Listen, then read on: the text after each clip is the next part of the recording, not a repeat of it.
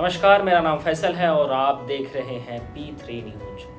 मानव समूह क्या सही में सांस्कृतिक है? किसी पशु के साथ इस प्रकार की क्रूरता का व्यवहार आखिर क्यों किया गया? यह मनुष्यता एवं सभ्यता के लिए अशोभनीय और निंदनीय ही है। क्या हमें किसी पशु के साथ ऐसा क्रूर व्यवहार करने का अधिकार है? क्या हम मानवता को खो बैठे हैं? हम जिस सभ्यता और संस्कृति की दुहाई देते हैं वह अहिंसक और हिंसक, हमें यह सोचना होगा। शोषण किसी भी प्रकार का हो, हमें आवाज उठानी चाहिए। अक्सर मैंने देखा है कि भारत में प्रतिरोध के स्वर अलग अलग होते हैं। यह इसलिए कि समाज शोषण करने वालों और शोषित तबकों में बटा हुआ है। जो शोषक है वे कुछ ना कुछ प्रिविलेज होते हैं, शोषित हमेशा से अभाव में ही होते हैं। भारत के मानव समूह में ऐसा कोई समूह ही नहीं है, बल्कि जो होता है वह किसी न किसी जाति, धर्म, प्रदेश या भाषा का शिकार होता है और अंतिम में वह इंसान ही होता है जो यह कर्म करता है। यह इंसान का ही कोई मूल्य नहीं है तो पशु का क्या मूल्य होगा? यह विचारणीय है। हम इंसान हैं, हम यह सिद्ध नहीं कर सकते।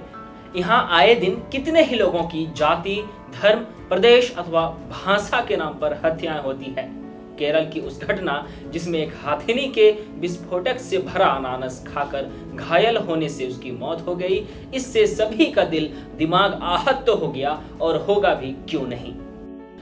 हाथिनी बेरहमी से मारी गई, जिसका दुख है सबको। मुझे आप में से किसी की भी संवेदनाओं का शक नहीं है। किसी ने पोस्ट लिखा या नहीं, या आपकी संवेदना को ओछा दिखाकर मैं खुद को अधिक संवेदनशील भी नहीं दिखा सकता हूँ। दुख के साथ गुस्सा भी है।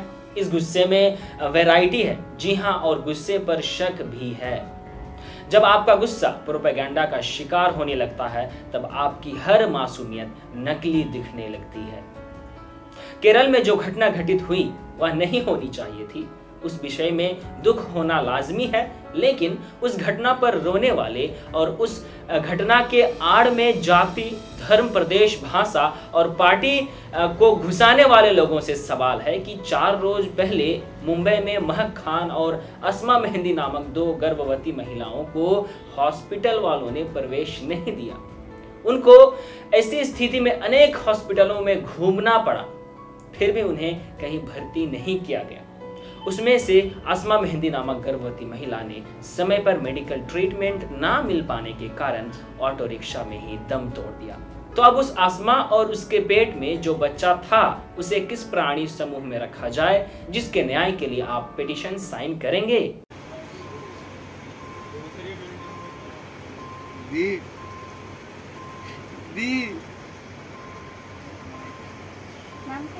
क्या नाम है? अस्मा। क्या नाम है? अस्मा। अस्मा। अस्मा अपा। अस्मा। दी अस्मा। दी आपको नहीं ना। अस्मी। आप पहले कालसेगर में आए थे? कालसेगर में आके थे? कभी आए थे? अभी 10-15 मिनट पहले। तो कहाँ लेके गए उनको? बिलाल लेके गए और कहाँ लेके गए? बिलाल लेके गए, उन लोगों ने नहीं। मुझे यहाँ दोनों घटनाओं में समान शोषण दिखता है, लेकिन आज जो केरल की घटना पर राजनीति करना चाहते हैं वे ना इंसान को अहमियत देंगे और ना ही पशुओं को। जब तक यह शोषण परक मानसिकता नहीं बदलेगी तब तक ना जाने कितनी हथिनी और कितनी ही अस्मा मारी जाएंगी। क्या तब आपको गुस्सा नहीं आया था या खबर दिखी ही नहीं कहीं? अगर नहीं दिखी तो इस सेलेक्टिव गलियारे को तोड़ने की कोशिश कीजिए जो खास समूह को टारगेट करने के लिए ही खबरें उपलब्ध करवाता है, और आप ऑटोमेटेड मशीन की तरह बिल्कुल सटीक काम करने में लग जाते हैं। क्या आपको पता है 2 साल पहले महाराष्ट्र में अवनी नाम की बाघिन को गोली मार दी गई थी सरकार द्वारा। बताया गया बाघिन आदमखोर हो चुकी है। क्या आपने पूछा कि बाघिन द्वारा कितने लोगों पर हमला हुआ और आपको जगह का नाम याद है?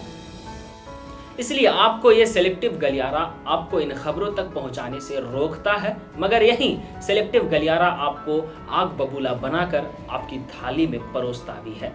खैर, आप ना तो दुख व्यक्त कर रहे हैं और ना ही गुस्सा। आप सिर्फ एक पॉलिटिकल टूल की तरह इस्तेमाल हो रहे हैं। हो सके तो इन तमाम घटनाओं में अपने वजूद को तलाशिए। आप जहां मिलेंगे वहां से शुरुआत करेंगे।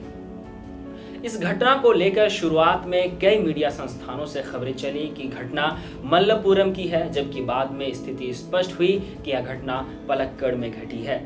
अभी तक यह माना जा रहा है कि हथिनी को मारने के लिए जानबूझकर अनानस के साथ विस्फोटक खिला गया।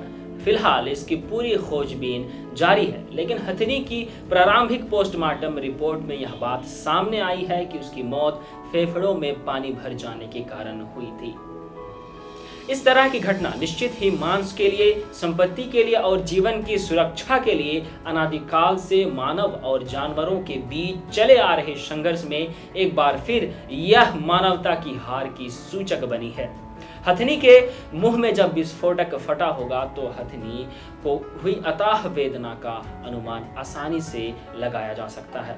विस्फोटक मुंह में फटने से यह कयास लगाया जा सकता है कि जलन की राहत पाने के लिए वह नदी में खड़ी रही और बाद में फेफड़ों में पानी भर जाने के कारण उसकी मौत हो गई। वहीं 2019 में केरल हाई कोर्ट में पेश की गई अपनी एक रिपोर्ट के आधार पर कहा कि 2007 से 2018 तक क्रूरता की वजह से कुल 14 हाथियों की मौत हुई है। फिर भी यही कहा जाता है कि इस वन क्षेत्र में जानवरों और मनुष्यों के बीच संघर्ष कोई नई बात नहीं है। केरल के स्थानीय निवासी अनानस या मीट में हल्के किस्म के विस्फोटकों का प्रयोग करके जानवरों को खेत में आने से रोकते हैं। इसे स्थानीय भाषा में पन्नी पड़कम कहा जाता है, जिसका मतलब होता है पिग क्रैकर। यह अक्सर खेत में फसलों को नुकसान पहुंचाने वाले जंगली सुअरों को रोकने के लिए या फिर भगाने के लिए प्रयोग होता है। इसके अलावा बढ़ती जनसंख्या के कारण बढ़ते दबाव से जंगल खत्म हो जा रहे हैं, जिससे जानवर रिहायशी इलाकों में भी आ जाते हैं। इससे अक्सर मनुष्यों और जानवरों के बीच टकराव होता है। चाहे जो रहा हो, लेकिन इस तरह की निर्मम हत्या किसी भी दशा में स्वीकार नहीं किया जा सकता। साथ ही हमें इस बात का भी ख्याल रखना होगा कि किसी भी स्थिति में नफरत की भावना ना फैलाए पाए। हम निरंतर ही प्रकृति से खिलवाड़ करते आ रहे हैं। जानवरों, पेड़ पौधों, पक्षियों की कई प्रजातियां हमारी नाइंसाफी, क्रूरता और लालच का शिकार हो रही है। इसके परिणाम स्वरूप हम लगातार विभिन्न प्राकृतिक आपदाएं भी झेलते रहे हैं। हमारे देश में भी इस प्राकृतिक छेड़छाड़ की वजह से आपदाओं के आने की आवृत्ति बढ़ी है। अम्फान तूफान और निसर्ग इसके हालिया उदाहरण है। प्रकृति के संतुलन को बनाए रखना जरूरी है। किसी ऐसी नीति हमें बनानी होगी ताकि जानवर भी सुरक्षित जगह पर रहें और मनुष्यों को भी जीवन यापन के लिए सुरक्षित परिस्थितियां मिलें। हथिनी की इस दर्दनाक मौत के मामले में मुकदमा दर्ज कर लिया गया है। जिस किसी ने भी ऐसा किया है उसे कड़ी से कड़ी सजा मिलनी चाहिए। अगर हम सजा नहीं दे पाते हैं तो यह सिलसिला चलता रहेगा और प्रकृति हमें कभी माफ नहीं करेगी। वह कभी बाढ़ तो कभी तूफान आदि के रूप में हमें सजा देती रहेंगी। P3 न्यूज में बने रहने के लिए आप सभी दर्शकों का बहुत बहुत शुक्रिया।